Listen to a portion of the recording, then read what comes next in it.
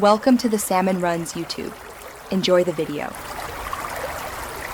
In this video, I will compare Excel versus Apple numbers. Excel is a robust tool, ideal for professionals needing advanced data manipulation, complex formulas, and large datasets. Numbers, on the other hand, offers a more user-friendly experience, perfect for personal finance, simple lists, and visually appealing reports. We will explore their strengths and weaknesses to help you decide which spreadsheet application best suits your specific needs. When it comes to features, Excel provides a vast array of functions, including advanced statistical analysis, pivot tables, and powerful macros through VBA. Numbers offers a more visual approach with beautiful, interactive charts, pre-designed templates, and a flexible canvas for arranging data. While both handle basic calculations, Excel is generally preferred for heavy-duty data processing and complex financial modeling.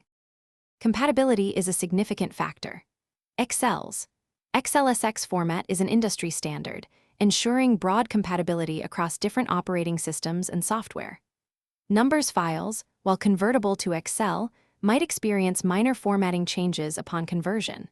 For collaboration, Microsoft 365 offers seamless real-time co-authoring for Excel, whereas Numbers provides good sharing options within the Apple ecosystem, including iCloud. Finally, let's consider cost and ecosystem. Excel is typically part of a paid Microsoft 365 subscription, offering a suite of productivity tools.